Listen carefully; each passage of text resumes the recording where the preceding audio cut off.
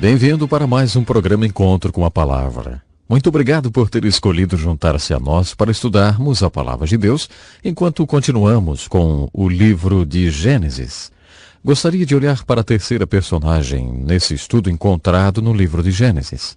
Temos vários capítulos descrevendo o personagem Abraão, que nos fala sobre a fé. Temos muitos capítulos que descrevem Jacó, descrevendo a nossa própria crise de identidade pessoal, ou como podemos conhecer o propósito de Deus para nossas vidas e perceber que tudo que temos ou somos é por causa da graça do nosso Deus. Agora vamos para os últimos 14 capítulos do livro de Gênesis, que nos fala da história de José. José era um dos personagens mais puros das Escrituras.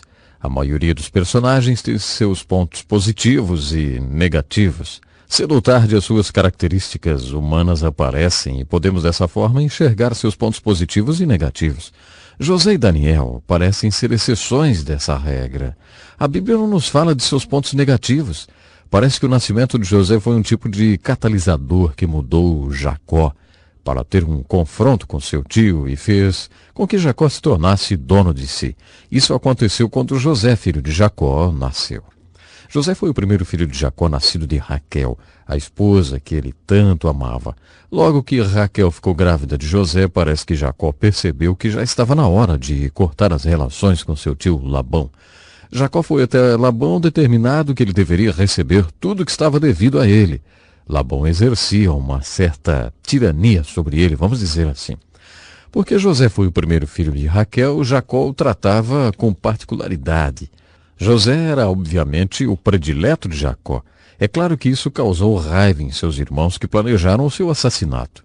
Mas, com o plano alternativo, eles decidiram vendê-lo para os mercadores de escravos que desciam para o Egito. Então, através das circunstâncias que estavam além do seu controle, José encontrava-se no Egito, primeiro como escravo e depois como prisioneiro. Mas pela extraordinária circunstância providenciada por Deus, José se tornou o primeiro ministro de todo o Egito, segundo no poder depois de Faraó. José viveu uma vida extraordinária no Egito. Na cabeça de José não havia dúvidas de que Deus tinha estrategicamente planejado, colocando-o no Egito. É claro, Deus sabia pelo seu poder e sabedoria que um período de fome e escassez estava chegando. Deus sabia que essa fome poderia arrasar aquele povo especial, que era o povo escolhido de Deus. Deus estava vindo para o mundo na forma do Messias e traria salvação para o mundo através desse povo. Quando o livro de Gênesis toca na história de José, o que essa história realmente quer contar é sobre a providência de Deus, ou o seu cuidado em vista o que viria pela frente. Essa extraordinária história de José toma 14 capítulos. Por que a Bíblia toma 14 capítulos para falar-nos dessa história? A história de um homem? Deve haver uma mensagem na história de José, não? Bom, essa mensagem parece estar resumida em um versículo no Novo Testamento, Romanos 8:28, que diz: sabemos que todas as coisas concorrem para o bem daqueles que amam a Deus, daqueles que são chamados segundo o seu propósito. Esse versículo tem sido uma consolação e uma bênção para muitos através dos séculos. Um outro meio de dizer seria: sabemos que todas as coisas acontecem nas nossas vidas e tudo está operando para o nosso bem se realmente amamos a Deus. Essa é a história de José. Um outro aspecto importante da mensagem que recebemos dessa história pode ser unido em uma só palavra: graça. Podemos ver a ilustração da graça na história de Jacó. Graça significa o auxílio e a bênção de Deus, a bênção que nós obtemos dele sem merecer. A graça é simplesmente nos dada. Jacó ilustra a graça porque ele finalmente aprendeu que ele era abençoado pela graça de Deus. Por isso ele teve as bênçãos que teve, tanto materiais como espirituais. Antes, Jacó pensava que ele tinha recebido aquelas bênçãos espirituais e materiais porque ele era esperto, sabia passar bem a perna nos outros, o seu poder de manipulação e tal. Mas a maior ilustração disso podemos encontrar na história de Jacó e o seu tio Labão. Quando Labão decidiu pagar o salário de Jacó em termos de como o rebanho dava cria, eles fizeram um acordo. Eles concordaram que todos os animais malhados, manchados ou listrados que nascessem, esses animais então seriam de Jacó. Todos os outros seriam de Labão. Uma vez feito o acordo, Jacó foi ao curral, foi ao lugar onde os animais estavam dando cria e marcou as cercas. Ele pintou tudo, fez listrado, enfim, fez as cercas parecerem manchadas, malhadas. Ele acreditava que, daquela forma, os animais estariam olhando para aquelas cercas todas pintadas e manchadas. Ele acreditava que os animais nasceriam malhados também, manchados e listrados, e assim ele sairia ganhando. Ele nunca assistiu a uma aula de técnica em animais ou curso de tratamento de animais. Tudo isso era típico de Jacó. Ele acreditava que seus esquemas e enganações produziriam as bênçãos para ele. Mas Deus finalmente disse para Jacó: escuta, Jacó, tudo foi feito por minha graça e não por causa de você ou algo de que você fez. Quando Jacó se confrontou com seu irmão Esaú, vemos claramente que ele aprendeu sobre a graça porque ele disse: Deus tem me tratado muito bem. Quando eu cruzei esse rio eu não tinha nada. Deus fez de mim uma verdadeira companhia. Deus tem cuidado muito bem de mim.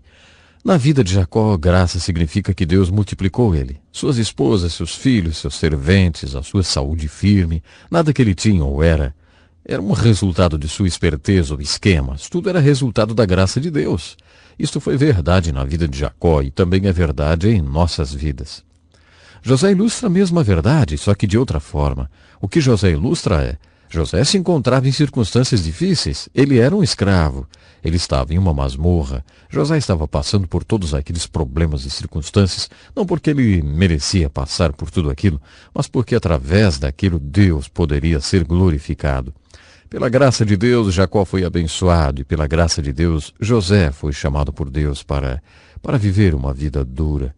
Foi por isso que Deus quis estrategicamente colocá-lo no Egito.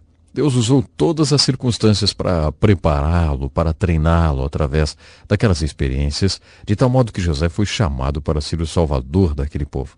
José foi preparado e ele era o único que poderia salvar o povo da fome e extinção. Ele estava no lugar certo, pronto para ser usado por Deus. No final dessa história, é óbvio que José sabia que todas as circunstâncias são parte do plano de Deus. Agora consideremos algumas aplicações práticas da história de José para as nossas vidas. Considere a relação que José tinha com seu pai e seus irmãos. Está longe de uma relação normal. Todos nós sabemos que, como pais, não devemos mostrar particularidade em relação aos nossos filhos. Já que Jacó fez de José o seu filho favorito, demonstrando particularidade para com ele, Jacó claramente não era um pai perfeito. Aquilo não era justo com os irmãos de José e também não era justo com José. Imagine todo o ódio que os irmãos tinham de José e todas as dificuldades que aquele ódio trouxe para a vida dele. A aplicação dessa parte da história é simplesmente a seguinte: nenhum de nós tem pais perfeitos. Nós viemos para o mundo com os pais já selecionados. Nós não os escolhemos. Nós viemos para esse mundo com pais e irmãos que exercem uma influência muito grande sobre nós. Eles moldam nossas vidas. Muitos de nós temos dor de cabeça e sérios problemas em nossas vidas porque nossos pais ou irmãos foram delinquentes. Mas é importante lembrar que Deus é soberano e pode superar, fazendo-nos superar as delinquências. Mesmo que os pais sejam ou não perfeitos, talvez delinquentes, até por ignorância ou até por malícia, devemos orar, como Jesus nos ensinou na cruz: Pai, perdoe-os. Eles não sabem ou não sabiam o que estavam fazendo. Mesmo que seus pais, da mesma forma, os seus irmãos e irmãs tenham contribuído para que você tenha sérios problemas, acredito que a mensagem de José é a seguinte: Deus é soberano, acima das circunstâncias de sua vida, incluindo seus pais e irmãos. Deus pode usar a influência dos seus pais e de seus irmãos e irmãs, mesmo que eles sejam delinquentes até. Deus pode usar a sua reação a eles para moldar a sua vida. Algum dia você estará sendo usado nos planos de Deus em algum lugar desse mundo. Acredito que Deus é soberano e está usando as circunstâncias em nossas vidas. Se respondermos a essas circunstâncias pela graça de Deus e com a ajuda que Ele nos dará, Deus usará essas circunstâncias para nos moldar para o ministério que Ele nos dará um dia. Você já chegou para um lugar em sua vida em que Deus tenha aberto uma porta de oportunidade para você? Você embarcou nessa oportunidade com convicção de que Deus tem preparado você para essa oportunidade? E você acredita que toda a sua vida foi uma preparação para essa oportunidade, não? Eu já ouvi muita gente dizer que já tiveram essa experiência. Essa é uma das mensagens da vida de José. Às vezes o que chamamos de desgraça, circunstâncias além do nosso controle, muito difíceis, que fazem a gente parar para pensar: mas por que isso aconteceu comigo? Porque eu tenho esses problemas. As Escrituras estão dizendo para nós, através de José, que Deus é soberano. Ele conhece e sabe todas as coisas. E quando Deus nos concede a graça para agir nessas circunstâncias, em vez de ter reagido a elas, você descobrirá que aquelas mesmas circunstâncias, aqueles problemas e as pessoas que têm estado em sua vida desde quando você veio a este mundo, são a dinâmica que Deus está usando para moldar a sua vida. Eles são as ferramentas que Deus está usando realmente para trabalhar em você de tal forma que um dia você será chamado de acordo com os propósitos de Deus para completar o seu destino. Quando José se reencontrou com seus irmãos, sabe, estou assumindo que você já leu essa história, já que foi lhe dada essa tarefa, não? Bom, mas quando José se reencontrou com seus irmãos, é muito óbvio que José já tinha a perspectiva de todo esse episódio.